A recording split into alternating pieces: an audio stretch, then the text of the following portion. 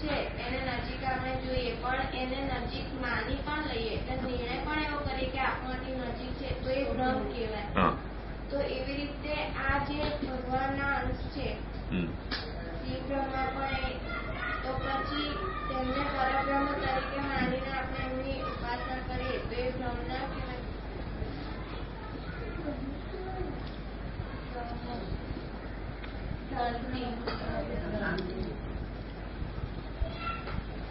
આપણે મુદ્દા ઉપર આવશું, નહીં તો આ મુદ્દામાંથી આપણે ડાયગ્રેશન થઈ જશે. એ મુદ્દા ઉપર આવશું, યાદ રાખજે. હાલમાં જે આપણને જે આ વિષયની નો પાસો સમજવો છે તે કે ભ્રમ આ ત્રણમાંથી કોઈ પણ પગથિયા ઉપર સંભવી શકે છે અથવા ત્રણેય પગથિયા ઉપર સંભવે. અને જ્યારે ત્રણેયમાંથી એકે પગથિયા ઉપર કોઈ ભ્રમ નથી ત્યારે ભ્રમ નથી જ.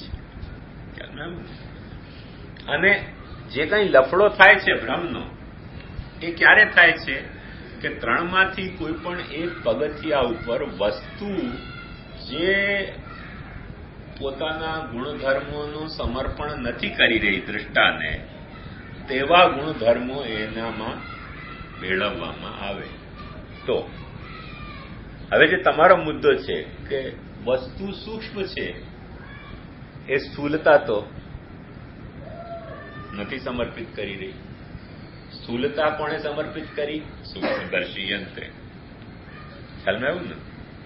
તો સૂક્ષ્મ હોવાને કારણે તે દેખાતી નથી. સૂક્ષ્મદર્શી યંત્રથી એ એટલી સ્થૂલ થઈ જાય છે કે એ સ્થૂલતામાં જે સૂક્ષ્મ એના પાસાઓ છે જે પોતે જ નહોતી દેખાતી તેના પાછળ સૂક્ષ્મ પાસાઓ પણ દેખાવા માંડે. ખ્યાલમાં આવ્યું ને? તો જેમ એક નાનો કીટાણુ લઈએ તો એના કદાચ આપણને પગ ન દેખાતા હોય, પણ સૂક્ષ્મદર્શી યંત્રમાં તમે મૂકો તો એના પગ, પૂંછ, ડોક્યું બધું આપણને દેખાઈ આવે, જે આંખથી ન દેખાતું હોય કદાચ. તો એક વાત સમજો કે આ જે સૂક્ષ્મતા એનામાં નહોતી અને સ્થૂલતા આપણને સમર્પિત કરી સૂક્ષ્મદર્શી યંત્રે.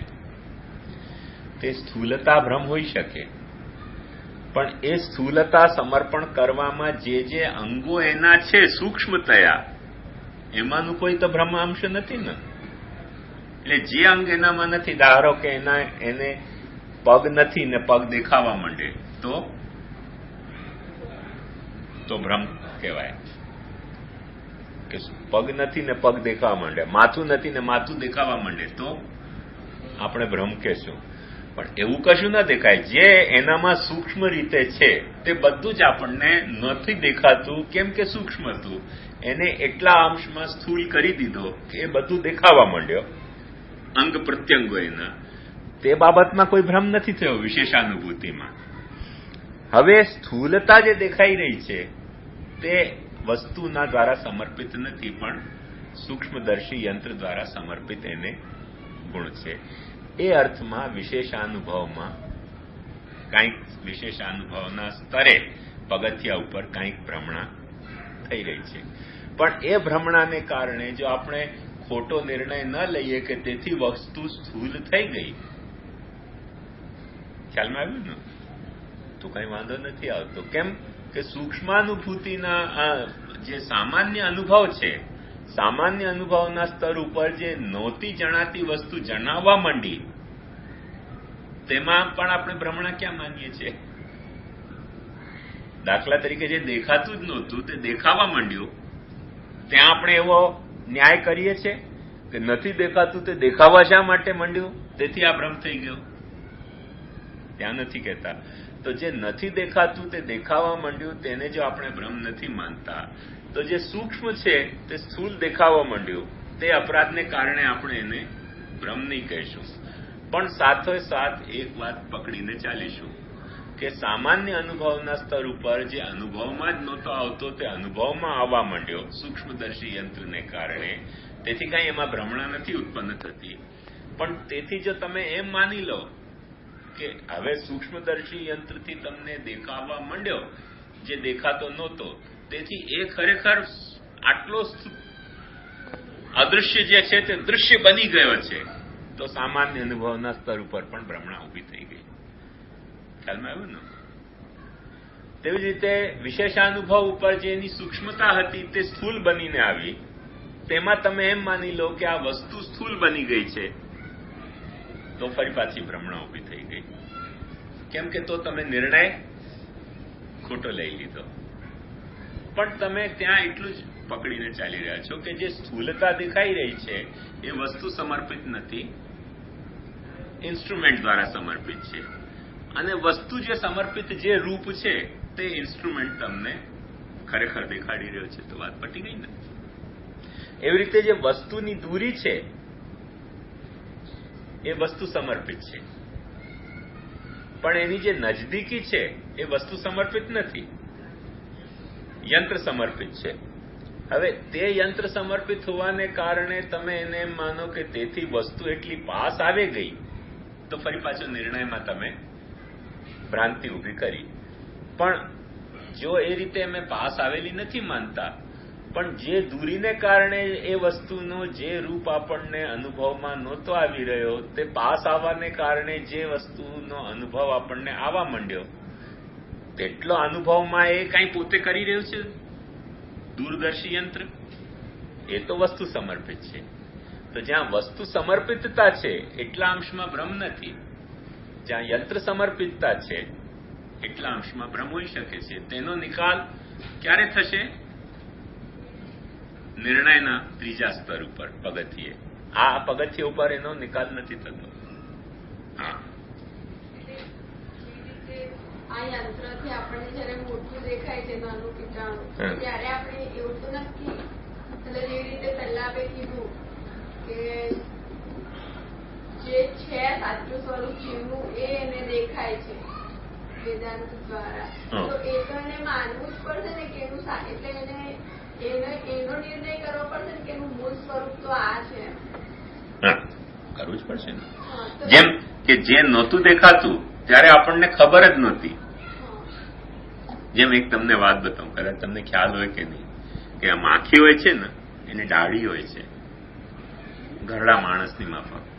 હા, આ સૂક્ષ્મદર્શી યંત્રમાં માખીને તમે રાખો ને તો તમને એની દાઢી દેખાય. તો એ જે દાઢી છે આપણને આંખથી તો નથી દેખાતી, પણ એને કંઈક દાઢી જેવું અહીંયા નીચે ઠોડીને નીચે ઉગતું હોય છે, ઘણા બધા વાળો, અને એ વાળો આપણને આંખથી તો નથી દેખાતા, એટલા સૂક્ષ્મ હોય છે. અને એક વખતે એને એમાં મૂકીએ સૂક્ષ્મદર્શી યંત્રમાં, પછી બધી દાઢી એની દેખાય. એકદમ ઘરડા માણસનું ભવ્ય પ્રતિબિંબ આપણને લાગે, બહુ વળી છે. મારા જેવા સમજી લો, હે ડોસી લાગે. તો એ જે રૂપ છે એ સૂક્ષ્મદર્શી યંત્ર સમર્પિત છે કે માખીના પોતાના દ્વારા સમર્પિત છે? પોતાના દ્વારા સમર્પિત છે. હવે એમાં બિચારો સૂક્ષ્મદર્શી યંત્રનો તો કઈ અપરાધ નથી ને. તમે આંખથી નથી જોઈ શકતા, એ તમને દેખાડી રહ્યું છે, એટલે તો આપણે એને પ્રમાણ માનીએ. જો એ બાબતમાં જો આપણે અવિશ્વાસ પ્રકટ કરવા માંડીએ ને, તો જે વસ્તુ આંખથી દેખાતી નથી અને આંખ આપણે તે તરફ વાળીને દેખાવા માંડી, તો એને આપણે ભ્રમ કહેવું પડશે. જે વસ્તુ કાનથી સંભળાતી નહોતી અને થોડીક આપણે સાવધાનીથી સાંભળીને સમજવાનો પ્રયાસ કર્યો અને પછી સમજમાં આવી ગઈ, તો એને આપણે ભ્રમ કહેવું પડશે. તો જે અનુભવો થાય છે બધાને આપણને ભ્રમ સ્વીકારવા પડશે. આવી કફોડી સ્થિતિ થઈ જાય. હા, પ્રત્યેક વસ્તુ બ્રહ્મ દેખાતી નથી, એ સામાન્ય અનુભવ છે. ફાઇન. ઉપનિષદ દ્વારા વિશેષ અનુભવ દ્વારા એ વસ્તુમાં બ્રહ્મ દેખી શકાય, વિશેષ અનુભવ. તો પછી આ બે વાત ઉપરથી નિર્ણય કે નિશ્ચય કયો કરવાનો? કે તેથી દરેક વસ્તુ બ્રહ્માત્મક છે.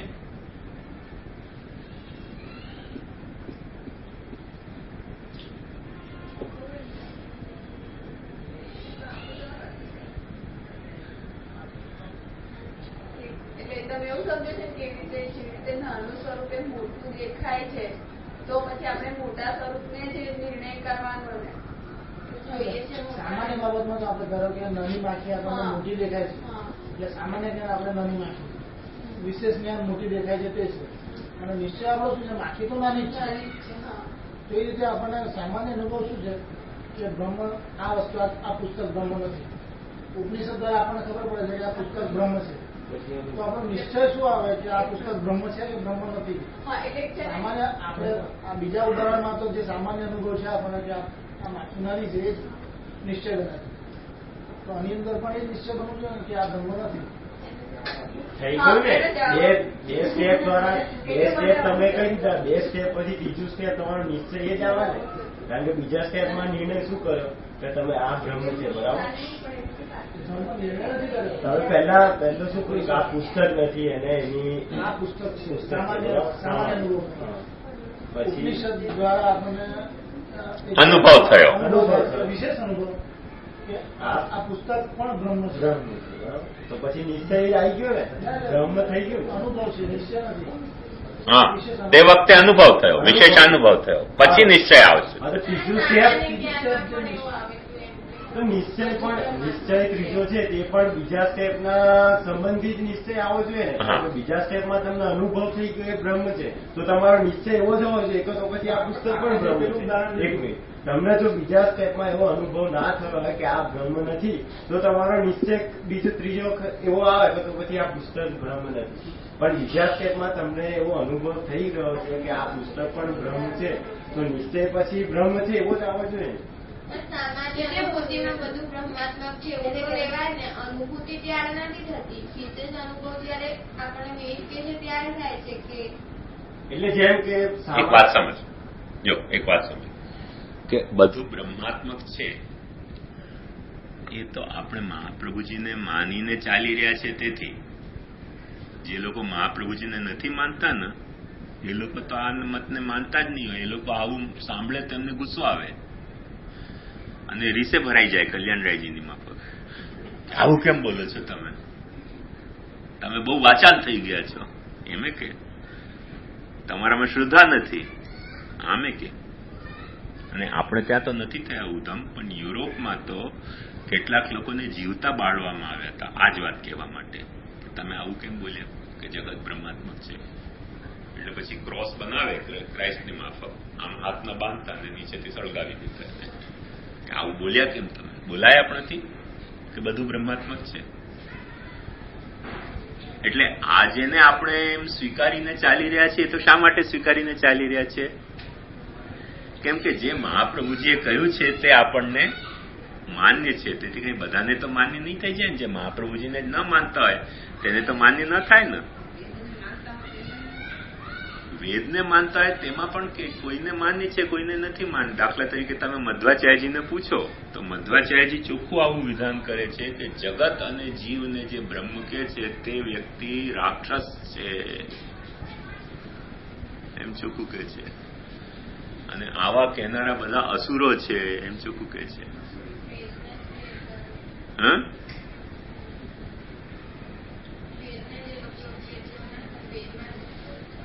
વેદમાં કહ્યું છે તો વેદના વચનનો મહાપ્રભુજી આપણને તે રીતે અર્થ સમજાવે છે. એ લોકો શું કે છે, એક વાત સમજો, એ લોકો એમ કે છે કે વેદ જ્યાં એમ કે છે કે આ જગત બ્રહ્મરૂપ છે એ તો એટલા માટે કે તમે જગત ને મિથ્યા નહીં માની લેતા, જેમ શંકરાચાર્ય મિથ્યા માને છે.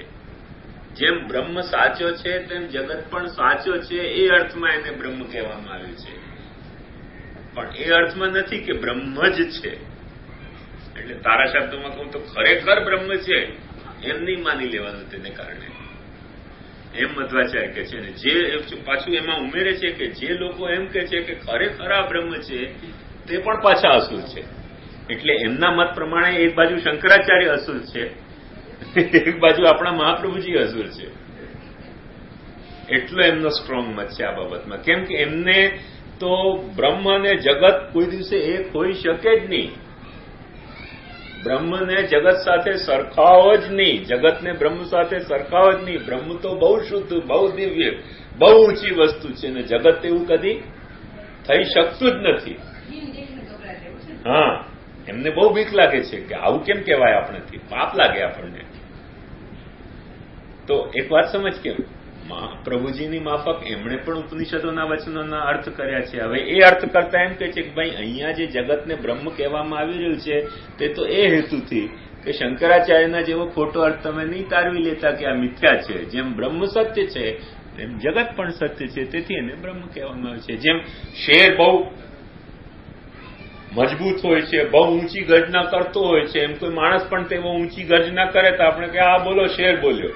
નહીં, શેર બોલે તો કઈ શેર કોઈ 4 પગ વાળો શેર થોડીક છે.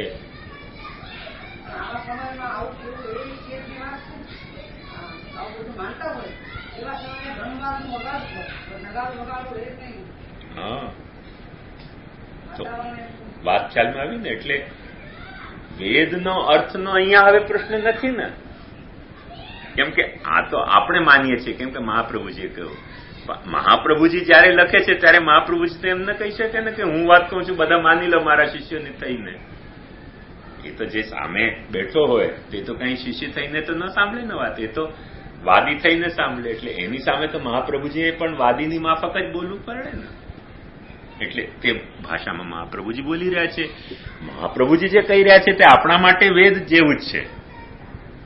આપણે એમાં મહાપ્રભુજીની વાણીમાં અને વેદવાણીમાં ફરક ન માનીએ, પણ બીજો વ્યક્તિ તો એવી રીતે નહીં સાંભળે. જે મુસલમાન વેદની વાણીને કઈ પ્રામાણિક તો નહીં ગણે ને, એ તો એમ જ સમજે. જેમ જૈનો બૌદ્ધો એ જ કે છે કે બ્રાહ્મણોએ પેટ ભરવા માટે વેદ રચ્યા. પેલા જૈનો કે છે કે રાક્ષસોએ લખ્યા છે વેદો, તો બધા માણસે લખેલા જ નથી.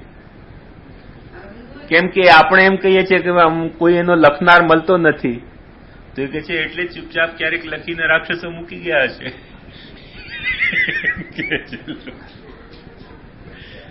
રાક્ષસો બધું ચૂપચાપ રાતના આવીને કામ કરી જાય ને પછી સવારે તમને મળ્યા એટલે તમે એમ માની લીધા કે ભગવાને કહ્યા. એકચ્યુઅલી ભગવાન નથી કહ્યા, રાક્ષસોએ લખેલા છે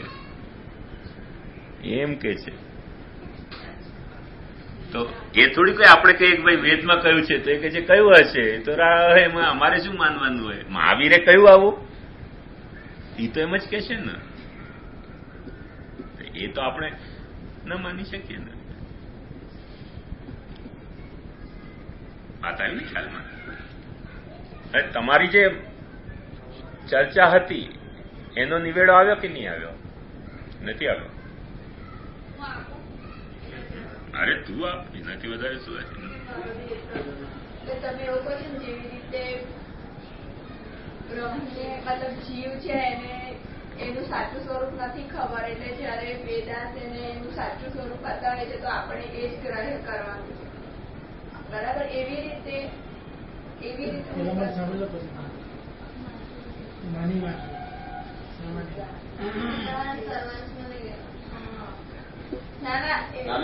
તમે આ કીટાણુની જ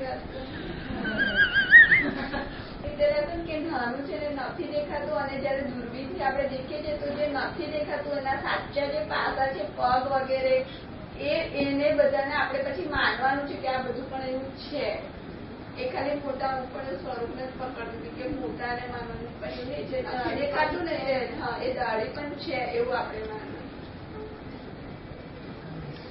છેલ્લો તબક્કો, છેલ્લો પગથિયો છે.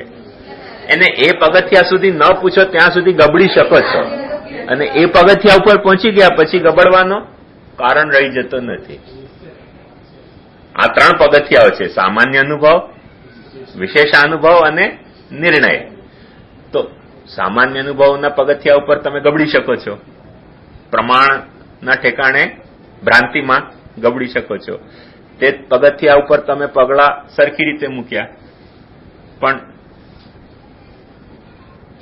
વિશેષાનુભવના પગથિયા ઉપર તમે ખોટી રીતે પગ મૂક્યો એટલે ત્યાંથી ગબડીને પડી શકો છો ભ્રાંતિના ખાડામાં.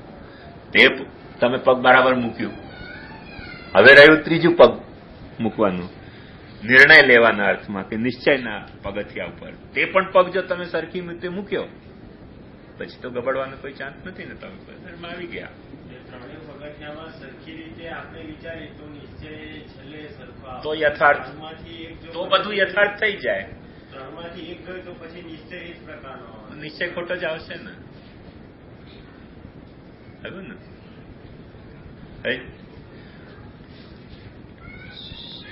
વિશેષાનુભવમાં તમને જે એની સ્થૂલતા દેખાઈ, તે સ્થૂલતાને કારણે તમે એ જેવો છે તેવો નહીં માનીને એને સ્થૂલ માનવા માંડો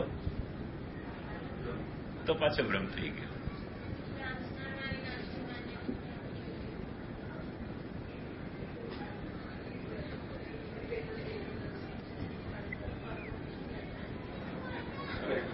ખરેખર છે.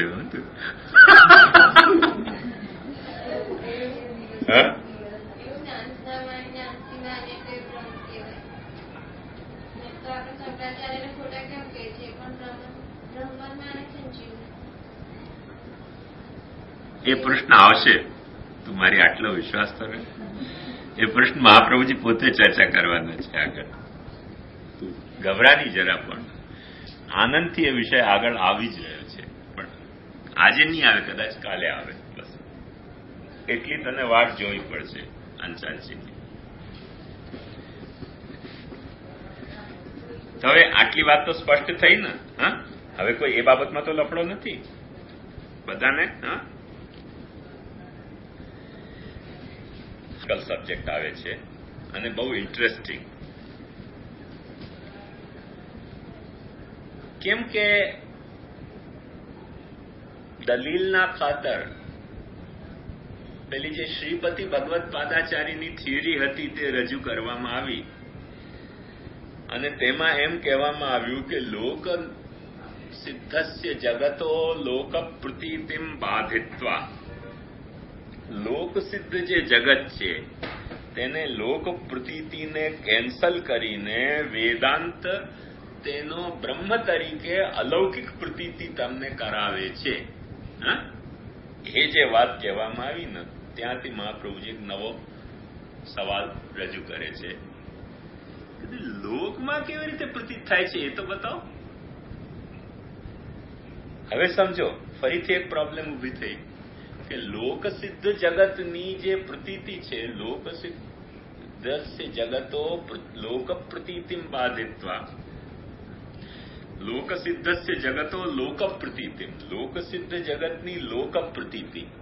તો લોક પ્રતીતિમાં એક તો આપણને નિશ્ચય કરવું પડશે ને કે લોકસિદ્ધ તે લોકમાં જે ગાંડા ઘેડા છે એમની લોક પ્રતીતિ કે લોકમાં જે ડાયા છે થોડા એમની પ્રતીતિ. કેમ કે લોકસિદ્ધમાં તો ડાયા પણ આવે ને ગાંડા ઘેલાય આવે. લોકમાં કોની પ્રતીતિનો શપથ, કોનો પ્રતીતિનો શપથ આપણે ખાવો? દાખલા તરીકે ઘણી વખતે કહે છે દુનિયા કે છે. દુનિયા કે છે એટલે શું? દુનિયામાં ગાંડા ઘેલા બધા જે કે છે તેને માનવું કે દુનિયામાં જે ડાયા છે થોડાક સમજદાર છે એમને માનવું? દુનિયામાં તો બંને જાતના લોકો છે ને. તો લોકસિદ્ધ જગતની લોક પ્રતીતિ જયારે પ્રશ્ન કહ્યો ને તેમાંથી મહાપ્રભુજી એક તાર ખેંચે છે. તો લોક એટલે કોણ? બધા ગાંડા ઘેલા લોકો જે કહેતા હોય છે કે ભેંસને પેલા ગધડાઓ જેવું લોકને માનતા હોય તેવું, કે લોકમાં કોઈ થોડાક ડાયા સમજદાર લોકો માનતા હોય તેવું. હવે ઘેલા લોકો હોય એ જેમને જે રીતે પ્રતીત થતું હોય એ રીતે તો કઈ આપણાથી લેવાય નહીં ને. તો લોકમાં જે લોકો ડાયા તરીકે ઓળખાય છે તે કયા? મોટા મોટા તાર્કિકો, વ્યાકરણો, મીમાંસકો. એમને મહાપ્રભુજી કહે છે કે હવે એમને તો ગાંડા ઘેલાઓને તો પૂછાવાય નહીં ને. તો જે થોડાક ડાયા છે લોકમાં, તર્કશાસ્ત્રના વિદ્વાનો, વ્યાકરણ શાસ્ત્રના વિદ્વાનો, એટલે વાક્ય, પદ અને મીમાંસા 3 લખો. પદ, વાક્ય, ન્યાય, અથવા પદ, વાક્ય અને પ્રમાણ.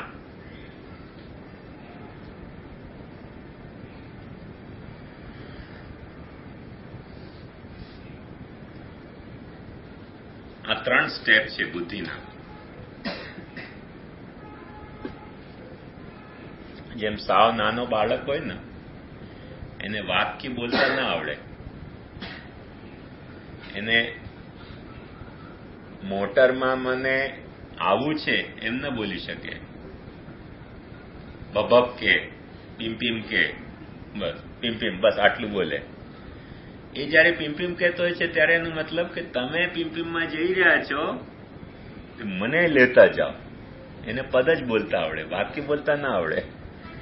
ખ્યાલ એમ ને? પાણી જોઈતું હોય તો પાપા કહેતો હોય તો ખાલી પાપા કે, પણ પાણી મને આપો એમ ન કહી શકે. ખ્યાલ એમ ને? તો એ સાવ જે નાનું બાળક હોય ને તે પદ ઉચ્ચારણ કરે. પછી થોડોક મોટો થાય ત્યારે વાક્ય બોલવા માંડે. આવું છે, જાવું છે, આ જોઈએ છે, તે જોઈએ છે, પણ હજી દલીલ ન કરી શકે કે આમ છે તેથી આમ છે. પછી થોડાક વાક્યોની એને જોડની બરાબર આવે, પદોની જોડની આવે ત્યારે વાક્ય બનાવતા આવડે, અને વાક્યોને જોડતા આવે ત્યારે એને પ્રમાણ બનાવતા આવે કે આમ છે તેથી આમ છે. તો આ જે આપણા બોલવાના જે 3 સ્તરો છે, પહેલો સ્તર પદ, બીજો સ્તર વાક્ય અને ત્રીજો સ્તર પ્રમાણ અથવા ન્યાય, જે કંઈ લેવું હોય તે મુજબ આપણે ત્યાં 3 શાસ્ત્રો, જેમ ઇન્ટરમીડિયેટ સ્ટડી હોય ને પછીથી સ્પેશિયલાઇઝેશન હોય. તો ઇન્ટરમીડિયેટ સ્ટડી એટલે શું કે વચગાળાની સ્ટડી. તમે જનરલ સ્ટડી કર્યા પછી વચગાળાની એક સ્ટડી કે જે સ્ટડીના કારણે કોઈ પણ સ્પેશિયલ સબ્જેક્ટ તમને લેવું હોય તો લેવાની તમારી કાબેલિયત પનપે. તે રીતના તમારી કાબેલિયતને ખીલવવા માટેના જે શાસ્ત્રો છે તે પદશાસ્ત્ર, વાક્યશાસ્ત્ર અને પ્રમાણશાસ્ત્ર. તેમાં પદશાસ્ત્ર એટલે વ્યાકરણ. કઈ રીતે પદ સાચો કહેવાય, કઈ રીતે પદ ખોટો કહેવાય, કઈ રીતે વાક્ય સાચો કહેવાય, કઈ રીતે વાક્ય ખોટો કહેવાય, અને તે થયા પછી કઈ રીતે તે વાક્યોની જોડણી કરીએ તો બરાબર તર્ક સિદ્ધ થયો, દલીલ થઈ કહેવાય, અને કઈ રીતે વાક્યને જોડીએ તો એ દલીલ ના થઈને કંઈક અગડમ બગડમ જ થઈ ગયું કહેવાય. દાખલા તરીકે એક તમે દાખલા આપો કે દરેક પશુઓ 4 પગા છે, ટેબલ પણ 4 પગો છે, તેથી ટેબલ એક પશુ છે. આપણે 3 વાક્ય જોડી દીધા કે નહીં? હા, હવે આ વાત સાચી થઈ કે ખોટી થઈ? ક્યાં ખોટું આવ્યું? દરેક પશુ 4 પગા હોય અને ટેબલ પણ 4 પગો હોય તો ટેબલ પણ એક પશુ છે, એમાં ખોટું શું કહ્યું? હા,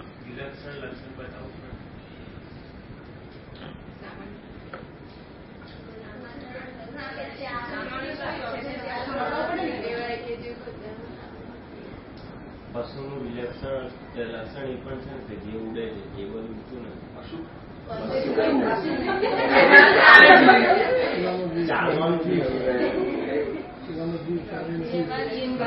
તેથી શું થાય? ફરક પડે. આપણે સમજી છે કે પ્રમાણશાસ્ત્રને વાક્યોને કેવી રીતે ગોઠવવા જેથી દલીલ સાચી થાય અથવા તો દલીલ ખોટી થઈ જાય, એ વાતને માટે કોઈક બુદ્ધિનો વિકાસ કોઈક સ્તર ઉપર અપેક્ષિત હોય છે ને. તેથી પદશાસ્ત્ર, વાક્યશાસ્ત્ર અને પ્રમાણશાસ્ત્ર પ્રવૃત્ત થયા. પદ એટલે વ્યાકરણ, વાક્ય એટલે મીમાંસા અને પ્રમાણ એટલે ન્યાય. એટલે જૂના જમાનામાં કોઈ પણ પંડિતને એમ કહેવાતું પદ વાક્ય પ્રમાણ પારાવારીણ, એટલે પદ વાક્ય પ્રમાણના પાર સુધી પારંગત થયેલા. એટલે આ બાબતની કોઈ પણ એમને ભાંજગળ હોતી નથી, બધું એમને વિષય તૈયાર છે. એટલે પછીથી વિશેષ વિષયોનો અધ્યયન કરાવવામાં આવતો. જેમ આપણું વેદાંત છે એ વિશેષ વિષય છે. એ પદવાક્ય પ્રમાણ સમજ્યા વિના જૂના જમાનામાં ભણાવતા નહીં. પણ લફડા એવા થઈ ગયા કે પદવાક્ય પ્રમાણનો વિસ્તાર એટલો થયો કે ભણતા ભણતા આયુષ્ય પૂરી થઈ જાય અને વિશેષ શાસ્ત્ર આવે નહીં. એટલે હવે આપણે ચાલુ કરી દઈએ છીએ, કેમ કે પછી કરવું શું? થોડુંક થોડુંક એ આપણે જોતા રહીએ. તો તે પદવાક્ય પ્રમાણ જે છે એમાં જે જાણનારાઓ છે એ જેવી રીતે કે છે તે લોક પ્રતીતિ લેવું કે પદવાક્ય પ્રમાણના સાચા ખોટા નેચરને જે પીછાણી ન શકતા હોય ને મન ફાવે તેમ આંકે રાખતા હોય તેમની પ્રતીતિને લોક પ્રતીતિ લેવી. તેથી મહાપ્રભુજી અહીંયા પ્રશ્ન કરે છે કે નનુ લોક નિપુણા કથમ મન્યંતે. લોકમાં પણ જે નિપુણ છે એટલે પદવાક્ય પ્રમાણના સાચા કે ખોટા સ્વરૂપની વિવેચના કરવા જે સમર્થ છે તેઓની પ્રતીતિને તમે લોક પ્રતીતિ તરીકે સ્વીકારી રહ્યા છો કે બધા ચાલુ ખાતાની બધાના જ લોકની. દેખીતી રીતે ચાલુ ખાતાના જે લોકની પ્રતીતિને લેવા જશો તો પાર જ નહીં આવે. કોઈ કાંઈ કહેશે, કોઈ કાંઈ કહેશે, કોઈ કાંઈ કહેશે, છેડો જ નહીં આવે. એટલે મહાપ્રભુજી કહે છે શબ્દાર્થ વિચારેણ ઇતિ બ્રૂમ. કેમ કે લોક નિપુણ જે છે એ લોકો શબ્દાર્થનો વિચાર કરીને પ્રતીતિની વ્યાખ્યા કરતા હોય છે. કોઈ પણ પ્રતીતિ, લોકની પ્રતીતિની વિવેચના કેવી રીતે થાય કે જે કાંઈ પ્રતીત થઈ રહ્યું છે એ પ્રતીતિને કયા શબ્દમાં તમે બાંધી રહ્યા છો અને કયા શબ્દમાં બાંધીને એનો શું અર્થ તમે કહેવા માંગો છો એ જ વાત રીતે લોકો પ્રતીતિનો નિર્ણય આવશે ને. શબ્દાર્થ વિચારેણ ઇતિ બ્રૂમ. કથમ ડાયલોગ છે, અહીંયા ગદ્ય નથી રહી ગયો, ડાયલોગ રૂપે લખ્યું છે મહાપ્રભુજી. હવે કથમ એટલે કેવી રીતે? તો કે છે કે શબ્દાનામ અર્થે વિચાર્યમાણે સર્વમ બ્રહ્મૈવ ભવતી. શબ્દોનો જો અર્થ આપણે વિચાર કરીએ તો જે કાંઈ પ્રતીત થઈ રહ્યું છે તે બધું બ્રહ્મ જ થઈ રહ્યું છે. હવે મહાપ્રભુજી સ્ટ્રેટેજિકલી અહીંયા શું કરી રહ્યા છે તમે સમજો કે લોક પ્રતીતિ એટલે પદવાક્ય પ્રમાણ શાસ્ત્રોથી જે લોક પ્રતીતિ છે એ લોક પ્રતીતિમાંથી બ્રહ્મને તારવી રહ્યા છે. અને બહુ ગજબની અહીંયા મહાપ્રભુજીની સ્ટ્રેટેજી છે કે જો લોક પ્રતીતિથી પણ જો બ્રહ્મ સિદ્ધ થતું હોય તો લોક પ્રતીતિનો બાદ કેવી રીતે કરશો? બ્રહ્મનો બાદ થઈ શકે ને, બ્રહ્મનો તો બાદ ન થઈ શકે. જે તમે કહી રહ્યા છો કે લોક પ્રતીતિમ બાધિત્વા બ્રહ્મત્વેન અલૌકિકત્વમ સંપાદ્યતે, એ લોક પ્રતીતિમાં પણ બ્રહ્મ જ જો પ્રતીત થતો હોય તો એનો બાદ કેવી રીતે કરશો? શું ગજબની ક્યાંની ક્યાં વાત લઈ ગયા છે મહાપ્રભુજી. એટલે આર્ગ્યુમેન્ટના પેલા પ્રોઝ એન્ડ કોન વિચારો ને તો તમને ખ્યાલ આવશે કે પેલા જે એકદમ મસ્તીમાં જઈ રહ્યા હતા એવો સ્પીડ બ્રેકર મૂક્યો છે ઓચિંતો કે ગાડી ઉછલે, માથું ભડકાય, ધૂમ ધડાક થઈ જાય અને માણસના હોશ ઠેકાણે આવી જાય કે અરે આપણે ક્યાં જઈ રહ્યા ત્યાં દોડાવી રહ્યા ત્યાં શું થઈ ગયું ઓચિંતો આવ્યું ને. કેમ કે હજી તો આપણે એમ કહેતા હતા કે લોકમાં બ્રહ્મ દેખાતો નથી, તેથી લોકમાં બ્રહ્મ દેખાતો નથી, તેથી લોક પ્રતીતિને બાદ કરીને ઉપનિષદ તમને બ્રહ્મ જણાવી દે છે. મહાપ્રભુજી કહે છે અરે યાર શાંતિથી વિચાર તો કરો કે લોક એટલે કોણ? નિપુણ કે બધા ભેંસ ગધેડાઓ? જો નિપુણ તો નિપુણો શું કહી રહ્યા છે એ વિચારી જુઓ. નિપુણો જે વાસ્તુ કહી રહ્યા છે એમાં પાછો બ્રહ્મ જ પ્રતીત થતો હોય તો લોક પ્રતીતિનો બાદ તમે કરશો કેવી રીતે? એ તો કોઈ દિવસે વિચારો. એટલે પેલા શ્રીપતિ ભગવત પાદાચાર્યનો જે સ્ટેન્ડ છે એને ખંડન કરવાની જરૂરત જ નથી રહી જતી. કેમ કે શ્રીપતિ ભગવત પાદાચાર્ય શું કે છે કે બ્રહ્મ જગત રૂપે વિકૃત થયો અને બ્રહ્મ અહીંયા જણાતો નથી ને ઉપનિષદ એને તમને એવી દૂરબીન કે એવું દૂરદર્શન આપશે કે જેના કારણે ફરીથી તમને બ્રહ્મ તરીકે આ જણાવવા મળશે. પણ આ બ્રહ્મ તરીકે જ જો જણાતું હોય તો વિકૃત થયો કેમ? સ્ટ્રેટેજિકલી સમજમાં આવ્યું ને વાત કે જો બ્રહ્મ તરીકે લોકમાં પણ એ બ્રહ્મ તરીકે જણાતું હોય તો વિકૃત થયો જ નહીં ને. આપણો અવિકૃત પરિણામ આવી ગયો આડકતરી રીતે.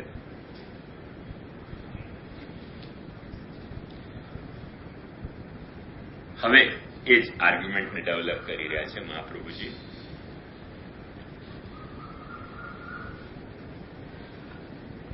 પ્રેસી એટલે સમજો ને ટૂંકમાં કોઈનું નામ નથી લીધું કે કોનો મત છે શું છે. 1500 વર્ષમાં ચાલતા બધા ઝઘડાઓનો પ્રેસી એવો કર્યો છે કે આમાં શોધતા રહીએ તો મળે નહીં અંત કે કોને કોને શું વાત કીધી ને બધાની વાત આમાં જમાવીને ઠૂસીને એવી ભરી દીધી છે.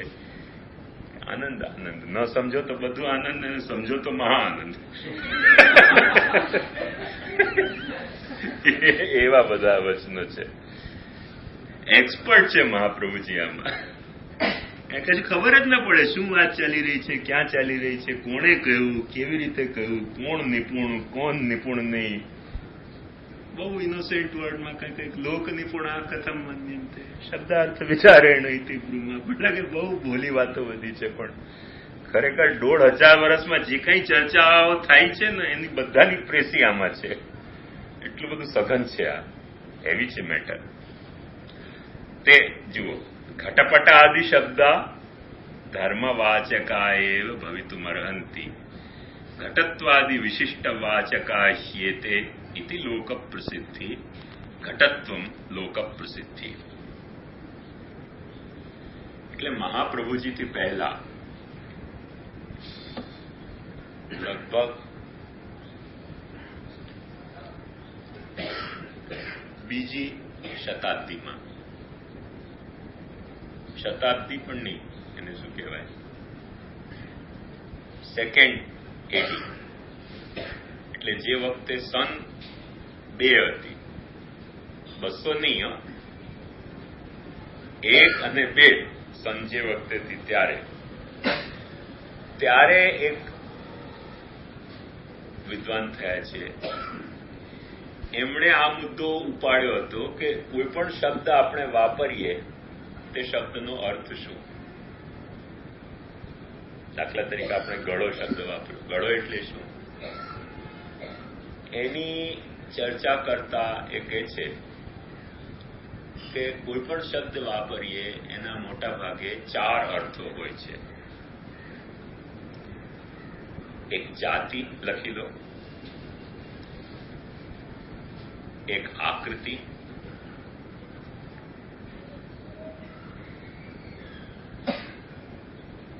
એક વ્યક્તિ,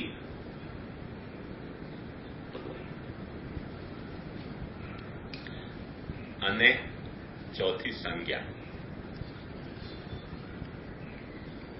જાતિ, આકૃતિ, વ્યક્તિ અને સંજ્ઞા. કેમ કે તમે નાનપણમાં આપણા વડીલોએ આપણને દેખાડ્યું કે આ ઘોડો,